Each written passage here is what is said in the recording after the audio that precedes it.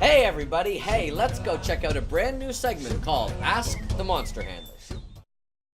Hi Singing Monsters fans, my name is Monster Handler Matt, and I'm here today joined by a couple of the Big Blue Bubble Monster Handlers. We have Monster Handler Dave, who's the producer and composer for My Singing Monsters and My Singing Monsters Dawn of Fire, and Monster Handler Kaylee, who's the lead programmer for My Singing Monsters Dawn of Fire. We've got a lot of great questions for these guys, so let's get right to it. The main question on everybody's minds right now is, now that Dawn of Fire is hitting app stores, are we going to be continuing to support the original My Singing Monsters game? Well, Matt, the answer is very easy to that question. It's 100% yes. We will continue to support and add new content to the original game. A lot of people have been wondering, why did we decide to do a brand new game instead of just making an update to the original one? I think there's a lot of ideas that have been going around both here and with all of our fans. We really wanted to get that out there to the world in a way that was the way we wanted to present it. So by giving them a new game, we actually have the ability to make changes that we could never have made in the current game in My Singing Monsters 1. So we've really been able to go ahead and add those things to the game without worry about breaking what's already existing in the original. One of the most common questions that we get is, why don't we add more beds to the castle? Why don't we create new monsters for each of the islands? Well, Matt, we'd really love to add more monsters. It's one of my favorite things to do, but it actually comes down to supporting lower-end devices, and Kaylee might have a great answer for this. Well, every time we add a monster, we've got to include more images in memory, more sounds in memory, and because we do want to keep supporting all of you guys on your lower-end devices, on the newer devices, we have to make some sacrifices here and there, so that there's a balance between keeping all of you and not forcing you to upgrade to those new devices.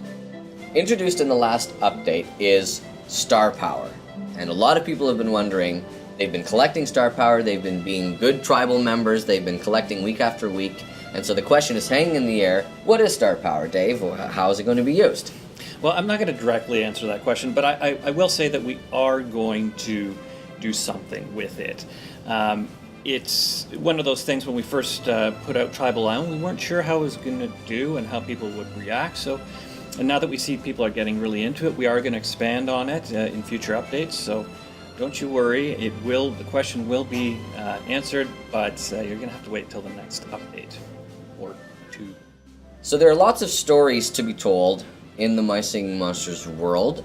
What is the connection, Dave, between My Singing Monsters and My Singing Monsters Dawn of Fire? Well, I guess most of you probably have realized it's actually a prequel, not a sequel, so it's going back in time. And so you can see the monsters when they're younger and things like that. But, that's more of a story connection. We also are hoping to have more of a technical connection between the two games. But those details I'm not very comfortable releasing quite yet. Oh, top secret stuff. Yes. Okay, well, we'll have to revisit that later. So, Kaylee, you actually worked on the original My Singing Monsters game as well, and we just celebrated My Singing Monsters' 3rd anniversary, and we're so lucky to have the ongoing support of such an amazing community. What was it like to work on the original game and then to work on the new one? Are there any similarities or challenges that were common to both? It was interesting having to work on both of the games because there are some ideas that we were able to bring over from the first game that actually taught us some things about creating the second game and avoid some of the hurdles that we might have had to face in the first game. Of course, there's always new technical challenges to face, using a new engine, because we have updated it to support some of the 3D graphics that we're providing in Dawn of Fire.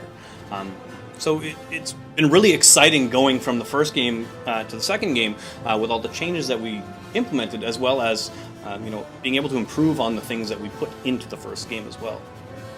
Yeah, and we also had, I think, a bit more freedom to do what we wanted to do. Where the first one we weren't too sure how well it would do, but this one we really took our time and did what we felt was needed to be done. So. Cool. Well, thank you very much, guys, for your time today and answering all these great questions. If you have any more questions to the Monster Handlers, make sure to post them below in the comments, and we'll do our best to answer them in upcoming episodes. Until then, thanks, guys.